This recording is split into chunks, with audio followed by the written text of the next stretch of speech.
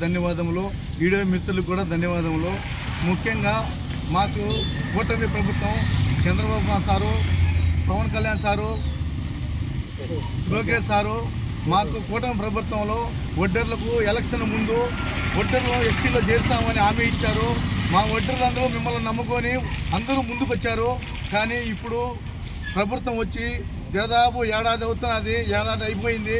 ఇంతవరకు ఎక్కడే కానీ ఏ సభలో కానీ ఒడ్డర్ల గురించి ఇంతవరకు చెప్పలేదు. అందుకని మేము కోడూరులో ఒడ్డర్లు అందరూ నిరసన తెలియజేస్తున్నాము.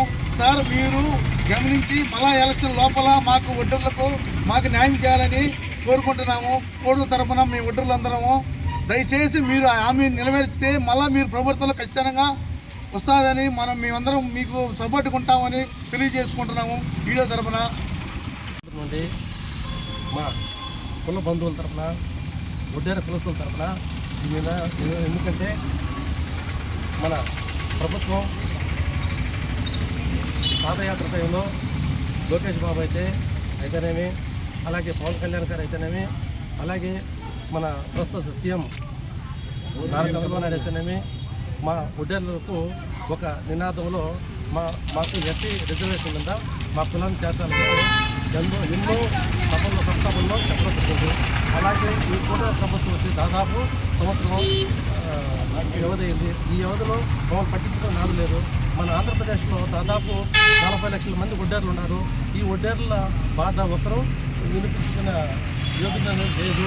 మీరే ఈ ప్రభుత్వం కాదు, ముందు ప్రభుత్వం కాదు, ఎన్నో ప్రభుత్వం అవసరమై మన ఇండియాలో ఎన్నో స్టేట్లో ప్రతి ఒక్క స్టేట్లో మా జాతిని ఎస్సీ రిజర్వేషన్ కింద ఆల్రెడీ ప్రమోట్ చేస్తున్నారు. మన ప్రభుత్వం మమ్మల్ని అందరినీ గమనించి ఈ ప్రభుత్వంలో కూడా మాకు మంచి జరుగుతుందని ఆశిస్తూ ప్రతి ఒక్క మన ఒడ్డేర సంఘం తరఫున మా ఒడ్డేర కులస్తులు ప్రతి ఒక్కరు ధన్యవాదాలు తెలుసుకుంటూ జై ఒడ్డేరు. ఒడ్డేరు తరఫున ఆర్టీఐ నెంబర్ సుబ్రహ్మణ్యంగా మాట్లాడుతున్నారు. గత ఎన్నికల ముందు కూటమి ప్రభుత్వం చంద్రబాబు నాయుడు, పవన్ కళ్యాణ్ గారు, లోకేష్ గారు ఓట్ల కోసము ఒడ్డేర్లను ఎస్టీల్లో చేరుస్తామని హామీ ఇచ్చడం జరిగింది. ఇప్పుడు హామీ ఇచ్చిన 1 సంవత్సరం ఏడాది అయింది. ఇంతవరకు ఒడ్డీల గురించి ఏ చట్టసభల్లో ఎక్కడే కానీ వాళ్ళ ప్రస్తావన ప్రశ్నించడం లేదు. ఎందువల్లంటే ఒడ్డీలు పక్క రాష్ట్రాల్లో కర్ణాటకలో అయితేమి, ఇంకా మహారాష్ట్ర దిక్కు అయితేమి ఒడ్డీలను ఎస్టీలో చేర్చడం జరిగింది. పిల్లలకు స్కాలర్షిప్లు కానీ ఫీజులు ప్రతి ఒక్కటి వాళ్ళకి రావడం జరిగింది. ఇక్కడ మన ఆంధ్రప్రదేశ్, తెలంగాణలో, ఏపీ ప్రభుత్వాల్లో ఈ నినాదము. నేను ఒట్టి కులస్తుని, నా పేరు వెంకటేశ్వర. గౌరవనీయులైన నా కుల సభ్యులందరి తరఫున, నా కులం తరఫున నేను మాట్లాడేది ఏంటంటే, ఈ పార్టీలకు అధికంగా ఏ పార్టీ మాకు అవసరం లేదు. వైఎస్ఆర్ కానీ, టీడీపీ కానీ, జనసేన కానీ మా కులస్తులకు ఇచ్చిన హామీలు లోకేష్ గారు కానీ, పవన్ కళ్యాణ్ డిప్యూటీ సీఎం కానీ, నారా చంద్రబాబు నాయుడు సీఎం గారు కానీ మీ వరకు ఇది చేరాలని మేమైతే మా కులం సభ్యుల తరఫున నేను మాట్లాడుతున్నాను. పార్టీలకు అతీతంగా మా కులానికి మీరు చెప్పిన హామీలు ఖచ్చితంగా నెరవేర్చాలని మేమైతే మా కులం తరఫున మనస్ఫూర్తిగా మేము మిమ్మల్ని ఆజ్ఞాపిస్తున్నాము, విన్నపించుకున్నాము. మా కోడు మీ వరకు రావాలి.